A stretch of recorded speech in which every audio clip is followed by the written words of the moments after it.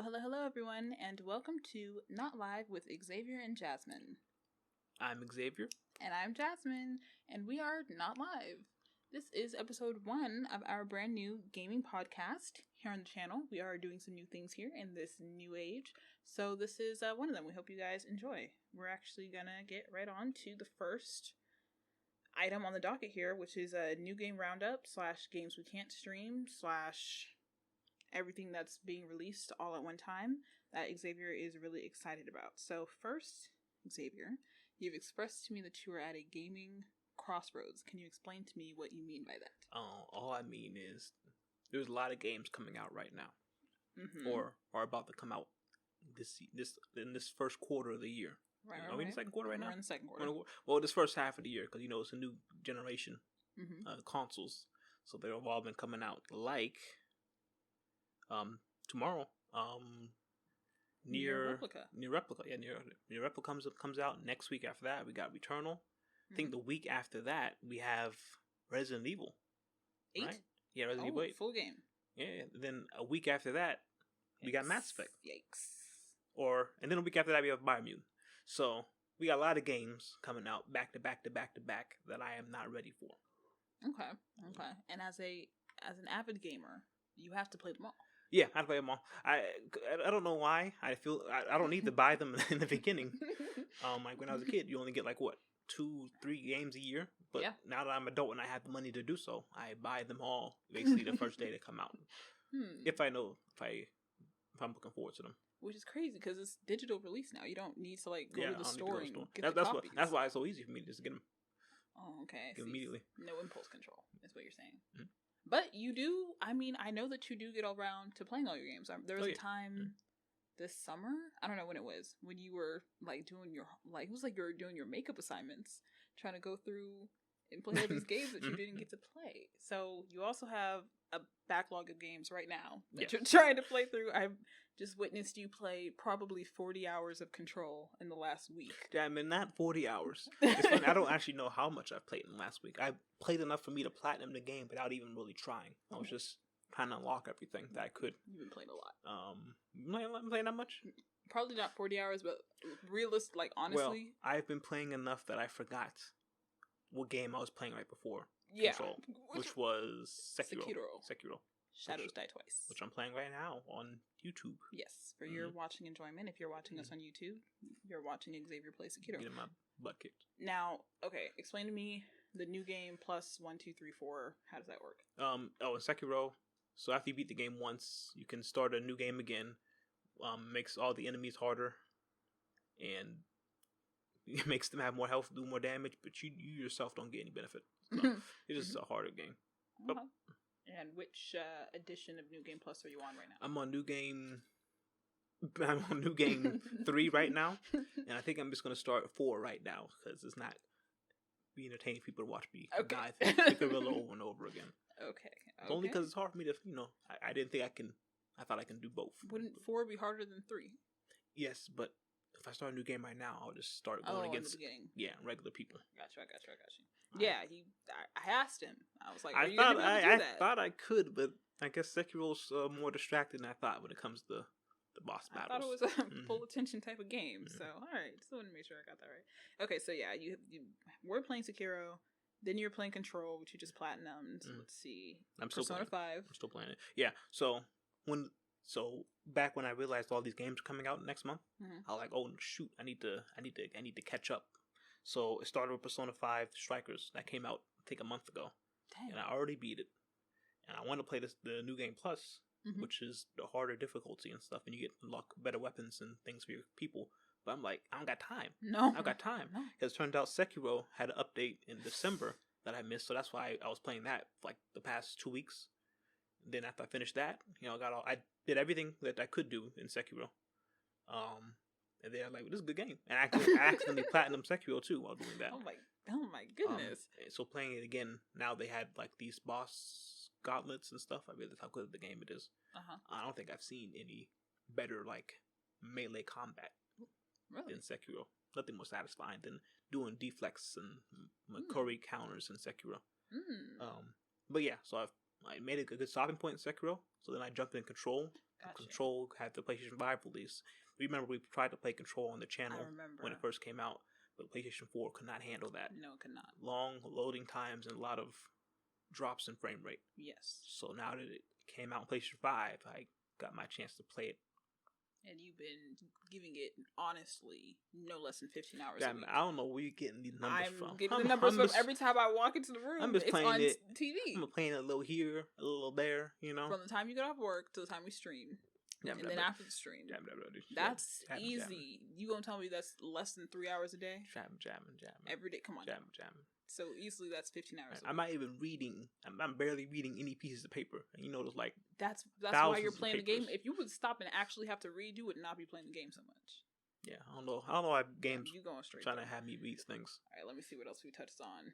Fury, Outer Worlds, Outer Wilds. Oh yeah, oh my goodness, there's so much stuff I was trying to catch up on because all these games coming out next month. Mm-hmm. So I want to play Outer Wilds because that was a game we missed a long time ago when it first came out. Cause everyone's confusing it with Outer Worlds, which I'm also playing right now because they just released a new DLC, Jasmine. Now, which one's which? Outer Wilds is the one where the solar system explodes every 28 minutes. Outer Wilds. Yes. That one should be called Outer Worlds. But then the other one wouldn't make sense to call the other one Outer Wilds. So, okay. All right. Okay. You're right. So that's the one I was playing, but it got difficult because I don't know what to do. But I think and I'm trying not to look it up because that's the whole point. Right. And then Outer Worlds that's the one from the people that made Fallout. Or the old Fallout New Vegas. That's the one they made in particular. Gives very much the same energy. So I didn't finish the first DLC. Wrath on Gorgon or something. Peril on Gorgon. I think that's the name of it. Okay. And then a new DLC came out this month that I have not gotten a chance to play yet because I didn't finish the other one. Xavier, you have too much. Yeah. You have too much. And then Fury, another game I was playing. Because, I don't know anything about Fury. The only reason I even liked it was because it's like a boss rush, like Cuphead, and it's made by the people that made Haven. Oh. So let me give this a shot. So now I'm playing that too. Now this is completely unrelated, but is Risk of Rain a boss rush? No. Okay. I see y'all play Risk of Rain all the time. It looks like a lot of fun. I have no idea what's going on the screen. I get a little bit of I already forgot the name of the game. I get a little bit of Fortnite, but I also get a little bit of Hades, and it's... You seen me play Hades? Yes, I've seen you play Hades. Like on the TV? No. Oh, okay. But you played it a lot. It's, I don't know. So I don't have any idea what that 200 plus hours in Hades. Because you're right. But so obviously I saw you play it. But I know you're going... I was on playing on the Switch. I didn't know you were watching me like that. It's more Hades than Fortnite. Fortnite's probably only an aesthetic. Okay. Risk of Rain is a roguelike where I don't know that reference either. So you go as far as you can go, and when you die, you start all over again. Oh, okay. All right, so Xavier's at a crossroads. Did you talk about Eternal Mass Effect, Resident Evil 8, Biomutant? Yes, that comes out in the 4th, I think. Jeez Louise, this is getting out of hand. Yeah, 4th or 9th. So this is tough. Yeah. And we still haven't even finished Resident Evil 2 remake, really. No, we didn't. I finished Claire's playthrough, but I didn't finish Leo's. For the stream. All right. Okay. So, all right. Nier Replica. Let's talk about that one specifically. I don't know anything about the Nier universe. I don't know anything about Nier Replica itself. Okay, cool. We streamed Nier Automata probably 2018, mid 2018, something like that. So much fun. Phenomenal story. Great characters. I loved it. I really did. There was a great little death march. 2B, that's my girl. You know what I'm saying? I really love that game. So I'm looking forward to Nier Replica. Now that comes out during the rush of all these other games that are out. That comes out tomorrow. Tomorrow? Oh yeah. Are we gonna stream it? We'll stream the first. Just give the people a little peek. You do not play a new game. I played like the first hour on stream. Yeah. Then depending on how that's going, will determine if I play the rest on stream. Got you. So this one, we're probably only going to play the first hour on stream. By the time this podcast goes up, you will have probably seen us stream Nier Replica episode 1, which will be this Friday, so that'll timestamp this recording. But okay. I'm looking forward to that. The prequel, from what I only know what you told me, similar timeline, universe, situation stuff going on. So since it's out tomorrow, I've already seen some reviews. Well, I didn't see them, but I saw like IGN talk, or is it Polygon? One of them was talking about it, and basically they're saying it is like, you know, the original game came out like 10 years ago. Right. So they're saying the pacing is not good anymore, like compared to when it came out 10 years ago. Okay. So this, I think the main point they said, it didn't really get good until 10 hours in. Ooh. And that's a lot to ask of me. That's okay. That's a commitment. That is a commitment. I'm okay with that, but you already know you're gonna play it. Yeah. So as long as I know what's going on at that point, then yeah, it's fine. You know there's a payoff. Compared to like Persona 5, they had like a 10-hour tutorial fighting Kashima or whatever the first guy's name is. Oh yeah, that was all the tutorial. Okay, all right. Looking forward to that. Ratchet and Clank Rift Apart. Oh, that's another new game. Oh my! I think it comes out in the summer. I think we're still good on that. We got some time. But you were asking me earlier about timeline wise. I hope they're going back to the original timeline and they gave up on whatever remake they made. Yeah. Or retelling or whatever. I didn't like that one at all. The retconning of Ratchet's motivation. Yeah, I don't like his character in that one. I prefer lazy. I'm okay with the hero being dragged along, you know. Me too. Especially in an animated world. Come on. Because eventually he did decide, fine, I'll save the world. You know, he chose to do that. Right. In the new one, he was already gung-ho. Yeah, he was already like a fan of Quark or whatever, and I didn't like the new one. I didn't like how every time they spoke, Ratchet wasn't even looking at him; he was looking dead off into space.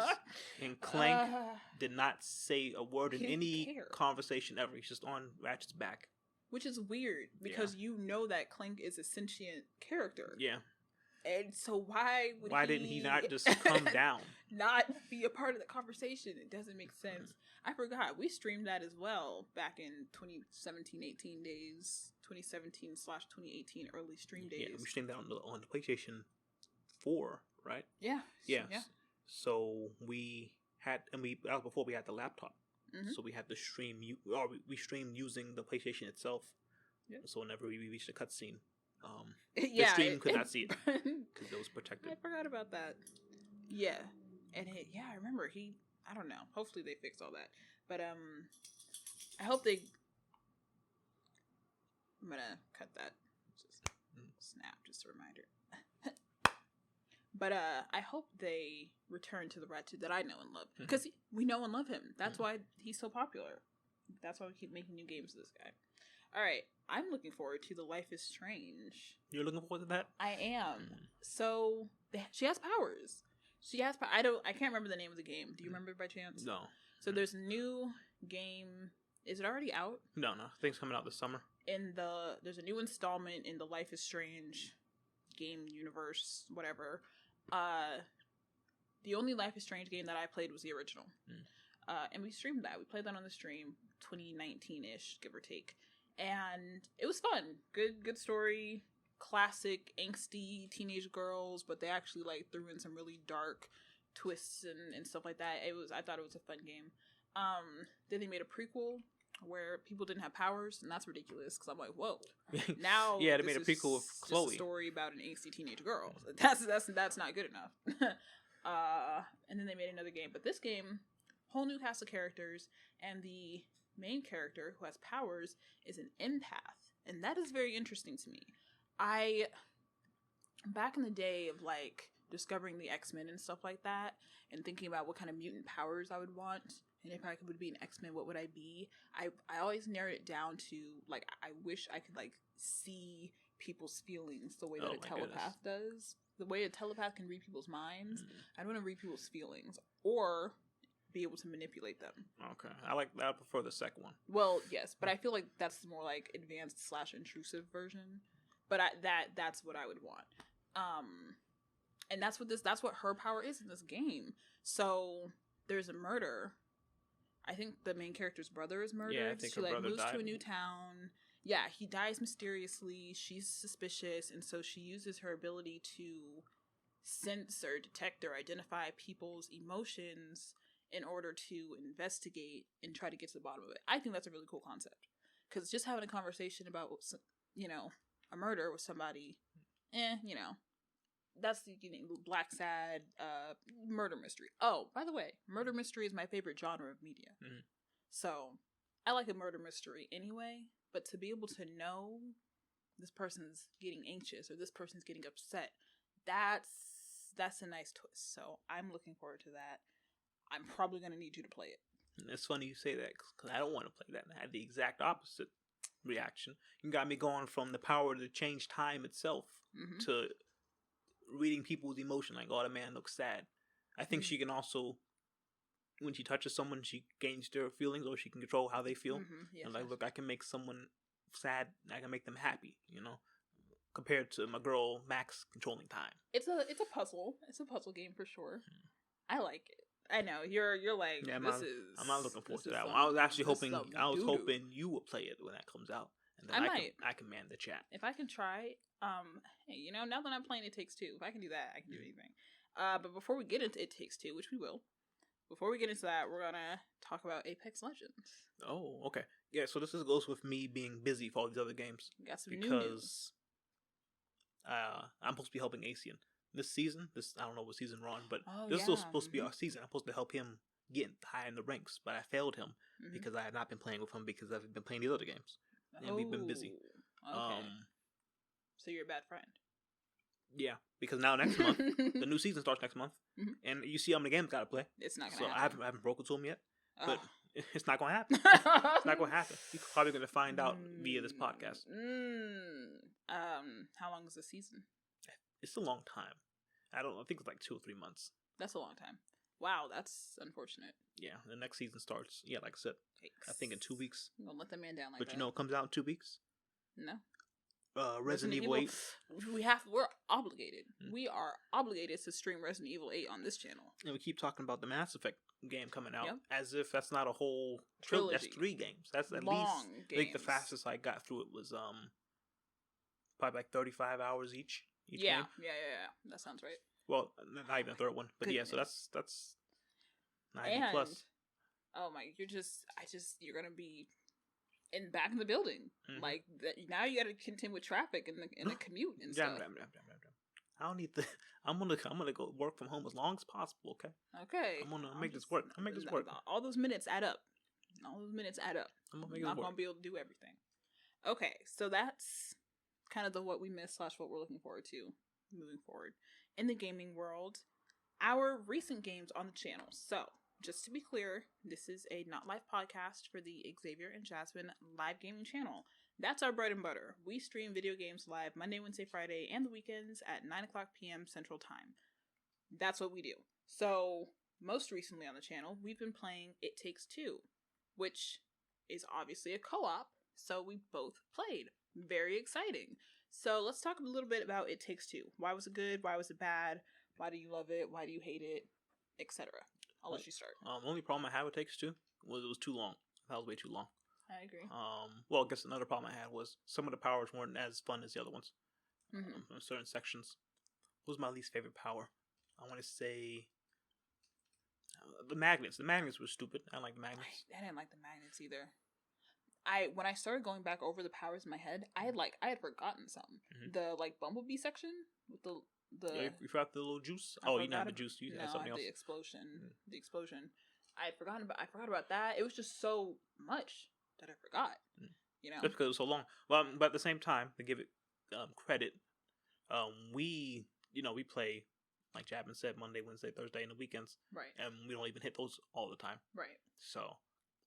We only stream an hour at a time, really. Exactly. So that drew a lot, but it still took us 13 streams. It's about 13 hours. So that's a long time for even if we played people. Through a whole chapter one at a time, it would still take us a long time. Yeah. And some of those chapters, honestly, weren't fun. So, but it was the premise phenomenal. I would say if I could take away some of the ones toward the end, like the magnet, whatever we were doing in that clock tower. Yeah, they just cut that down. If we just straight took those out of the game. We would take them out by the game. Oh my gosh. It would be a blast. It would have been a blast. Another thing that we have to acknowledge, so beautiful. The design from the ceiling to the smallest pig on the ground was intricately done. It was extremely gorgeous to look at. I can't imagine the file size, the rendering, the computing, the programming. I cannot imagine. Oh yeah, really taking advantage of that next gen really graphics. Really taking advantage of it. I thought it was a great game, despite the fact that I didn't have fun the entire time that I played it. tell the audience why you didn't have fun, Jasmine. I didn't have fun because I cannot move a camera. Okay, yes, that sounds exactly like what it means. When I'm playing a video game, I'm not seasoned, all right? I stopped playing video games before camera moving entered into the realm for me. So I can't move a character and move a camera at the same time, which made this the whole challenge of this game nearly impossible. So much collaboration, time, pacing. They gave May a lot of sections where she had to move things for me. So many, and then the boss fights, and it was hard. It was hard. So yeah, I did not have the competency to enjoy the game to its fullest degree. I can acknowledge that. But even besides that, the story drug its feet for a while in the middle. Yeah. But it was fun. I would definitely recommend it to any, like couple or any two people in the world who just want to like find a way to spend some time together. It was really fun. It was I did like how they were mixing up the gameplay a lot.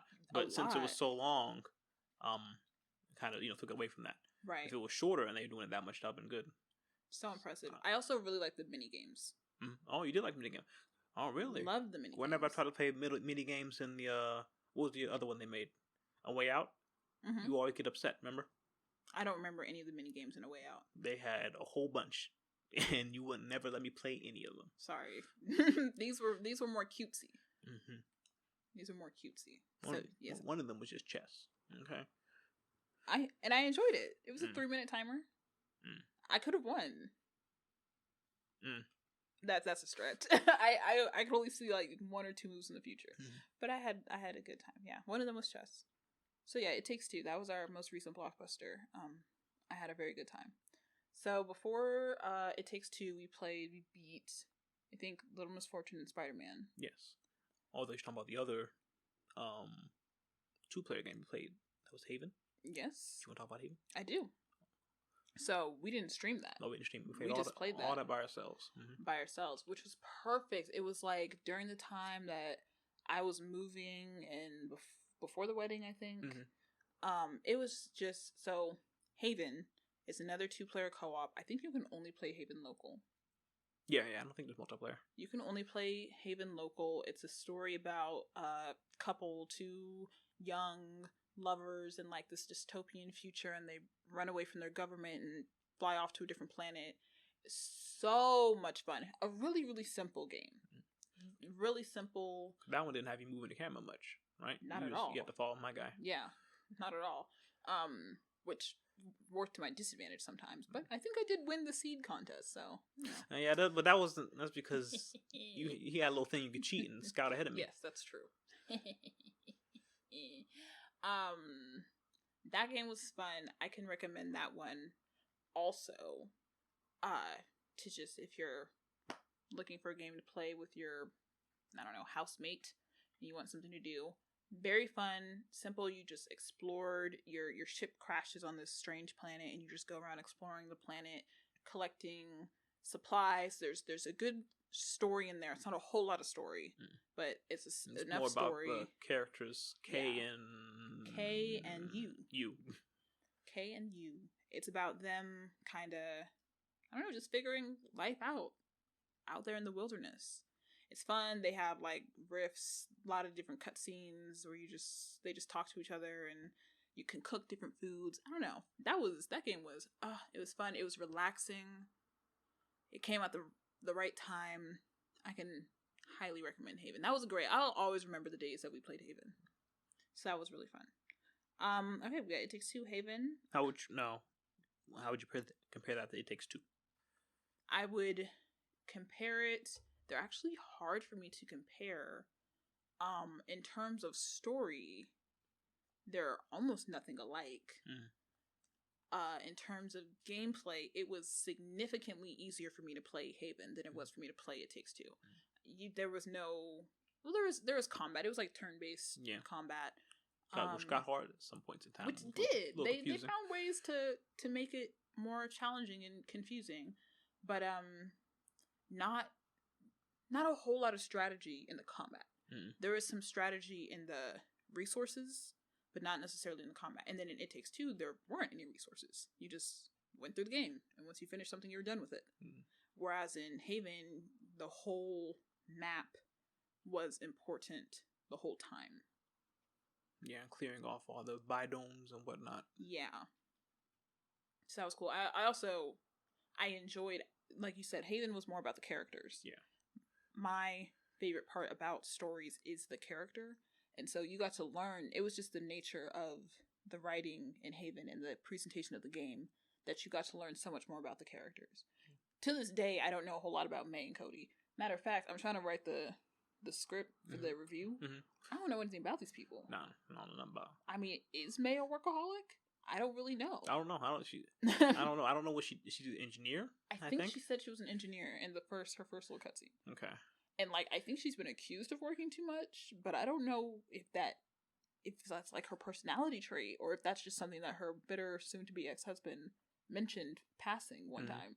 Whereas in Haven, Kay and you, they talked about their hopes and dreams. They talked about, oh, I didn't know this about you. They talked about, you know, it hurt me when you did this because it reminded me of when I was growing up on planet such and such, and my mom did this, and blah, blah, blah, blah. Like, we know their whole backstory. We know Kay was a foster kid, and he had to learn how to do this because he was in foster care, and all his brothers and sisters, blah, blah, blah. And you never learned how to do that because she grew up on the rich planet and all this, like, so. And you out here getting butt booty naked cooking dinner? She out here getting she wouldn't tell nobody naked cooking dinner. Gave Kay a heart attack. He was in a coma for a little bit. He got sick. That's not true. That's not true. The loading screens show the loading screens are just like one picture, just like one square in a comic. I don't know how to describe it. And at one loading screen, you, who's the girl, was butt booty naked cooking in an apron, and Kay, the boy, did look like he was having a heart attack. His face was in shock. And what was the next loading screen? The next loading screen, he was in bed recovering with ice on his head. I wonder what he was recovering from. She did put him in a coma. Xavier keeps accusing this girl of putting him in a coma. She did not put that boy into a coma, okay? All right, I'm just going off what the game told me, okay? And they're randomized. Loading screens are random. So, again, I don't know what you're talking about when you say that. It doesn't make any sense. But you're crazy, all right? You're a little crazy. But I really enjoyed Haven quite a bit. I'd play it again. Oh, I wouldn't play it again. It was a little, yeah. Like, it was just it's a little sprinkles of stories. I just enjoyed the gameplay. I enjoyed I enjoyed. Yeah, gameplay wise, I did like It Takes Two more, but character wise, I liked old girl in Kay more. Her name was You. I didn't play You, so I don't know her name. Okay, fair enough. All right, moving along. Oh, channel updates. So this is part of the channel updates now. We have a couple new projects rolling out on the channel. First, we have our gaming podcast called Not Live with Xavier and Jasmine. You're listening to it right now. Hope you enjoy. And I have a new review show called Right or Left with Jasmine, where I take the games that we streamed and I review those games from the perspective of storytelling and writing specifically. So, somebody like me who's not, like I said, doesn't have the competency to enjoy some of these games to their fullest potential, what I certainly can do is break down the writing and figure out, is it good or is it bad? Does it take away from the game or not? You know, et cetera, et cetera. So that's, it's going to be my new little niche on the channel. You can expect about two of those every month. And about two of these every month, I think. Okay. One or two. So yeah. Let's see. Ooh, and Xavier mentioned that he was thinking of doing a Naughty Dog tier list, yeah? That PS3. Oh, so about a month or two ago, there was an article, I don't know who reported it, but there were rumors that Sony was going to delete the PlayStation Store for the PlayStation 3 and the PlayStation Vita. So if they did that, we would have lost access. If you didn't own the game already, like if you didn't buy it, you wouldn't be able to download it or purchase it later. So that got me scared So I was going to go back to the old PlayStation 3 store and see what was left, And during that time, I was going to, just stream a bunch of the games from that time period. Oh. But Sony recently backed down, like yesterday, I think. What's today's date? 22nd? Yeah. Yeah, I think yesterday. They backed down and said, no, we're not going to do that. Y'all can keep this stuff. But now that's bringing up a lot of points about how these games are going to be preserved. Yeah. Because you can see no one... I don't know what is it about the PlayStation 3, but however they coded or made their games, it's really hard for people to emulate it. And you can see, because the PlayStation 5 can't even play it. Yep. So, if they took down that store, some of those games would have been lost forever. Yeah. Isn't that crazy? Mm-hmm. No one would ever play Monsters again. I think the world would be okay if people were not playing Monsters. I love Monsters. But yeah, I might still make that stream that a little bit. Blast down the past. But as you can see, I've got a lot of games to play. I see that. Got a lot of games to play. I got Deathloop on the bottom of this list. That probably belonged up there. Oh, that's another new game. But I thought it was coming out next month, but they pushed it back to, I think, like September. So I got some more time, which is good for me. All right, now before we close out, I'm just gonna hit you with a couple conversations, and viewers, by all means, give us your take on these things. So I want to ask you what it is about 3D platformers that you love so much. The double jump. You do love a double jump. Why do you love a double jump? And why don't you can you double jump in Sekiro? No. Can you? But Sekiro is not a 3D platform. Exactly. So I'm saying, why do you specifically love the double jump in the 3D platformers? Because you can correct yourself, that correction. Like it. That was our dog. If I jump off the cliff and need to I jump too far, I can double jump and correct myself. Yes. But I can't do that without the 3D platform, I see. And without the double jump. jump. And without the double jump. And it takes two. Most of it is, just navigating the world. But a good deal of it is platform style. Yes.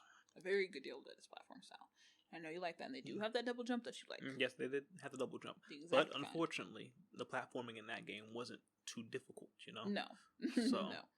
You didn't have to correct yourself often. Yeah, I didn't have to do that much. You said it right now. Often. So you just said that, I forgot there was double jump actually in there. Yeah. Because I had to use it all the time. Okay. I swing, I go left. I didn't mean to go that far left. All right. So then double jump, that second jump. I pushed the dash button more than anything else. The dash was good. Yeah, the dash was good. But yeah, 3D platformers are my favorite type of games. Tell me about the games that you played that made you realize this. That really you was like, okay, gaming world will never do better than this. Spyro. Of course. Spyro, of course, classic platformer. Spyro 2 is my favorite. Spyro 3, I remember being a step down. It was. And I did not like all the characters they added. Too many characters. I don't know what they were thinking. Going on. But of course, my favorite game, which is also 3D platformer, is Psychonauts. That has combat. So what Spyro is missing is combat.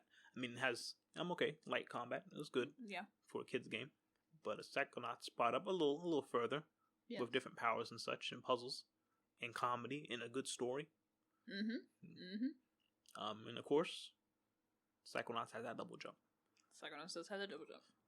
All right, modern day 3D platformers. I liked Hat in Time. I think you saw me playing it earlier. Yeah. I wasn't actually a big fan of Mario Odyssey. Really? Yeah, Can you double jump on that? I thought you enjoyed that game. We streamed Mario Odyssey, but it was pretty quick, and we were in two separate places. You saw it, and I didn't touch it after we finished it. True. I think I imagine you double jump on that. It doesn't make sense for you not to, but I didn't. The combat in Mario Odyssey was bad. That's what it was. Yeah. Spyro had better combat than that. I don't like just jumping on enemies' heads. Spyro 1999. Yeah, true. I want to punch him. So what's the future of 3D platformers? You think it's gonna stick around? I don't think it's gonna go anywhere. Although Psychonauts 2 is coming out. True. Have you saw the clips of the recent platform that came out? Everybody's saying it's bad. No. That Donkey and Critical made that video about them. Ballet. Oh, yes. That's sorry, I didn't think that was a real thing. Wonderland or something. Yeah. I got the name, but yes, that's the future, Javin. Don't say that. And if that's the future, it's not looking good for 3D platformers. Don't say that. Yeah. We'll let Psychonauts lead the way once again. We'll let them lead the way. Okay. All right. Good talk. And next thing, I want to talk about gaming with friends. Now, this is a generational thing. And I was thinking about it. Our kids, or the kids who are growing up now, aren't going to have the experience of like, oh, I want to play this game. Can I go to my friend's house to play? Like, now there's going to be a copy of the game, digital or otherwise, in every household. And to play with your friends, everyone gets in front of their computer and plays at the same time. Now, are you referring to multiplayer, or are you talking about just like kids not having the game? I'm both, but let's talk about just kids not having the game first. Well, that's a tough one. If the kids don't have the game, then yeah, they're gonna go to a friend's house to play it. Okay. But some games are that required to be like it takes two. I don't know if you noticed, but only one person has to own the game. Oh, I didn't know. So if I want to play online facing, he can play for free because I own the game. Oh. So some games are doing that, but those require two people. Right. So I imagine not all of them are. Right. So as far as kids not owning the game, like if my friend or our kid's friend has Grand Theft Auto and he wants to play that behind our back, he's gonna have to go to his friend's house to play that. Oh wow. Okay, just like the good old days. Yeah, but no one. But if you're referring to like a sleepover or everyone's in the house together. Yeah. Then no, people are not gonna be, because there's not that many split screens like that anymore for them to play. Oh, I didn't think about that. Yeah. Yeah, you're right. So like when AC comes over to visit me, all we can play really is just zombies. Because that was the last split screen. I can't think of any other split screen. That's a really good point. I had forgotten about that. Now, co-op has kind of turned to everyone has their multiplayer, own... Multiplayer. Everyone has their own station, their own home base from which to play the game. So when you're in the same place at the same time, it actually limits the games that you can play together. That's such the opposite of what we grew up with. Well, the Switch is changing things, though.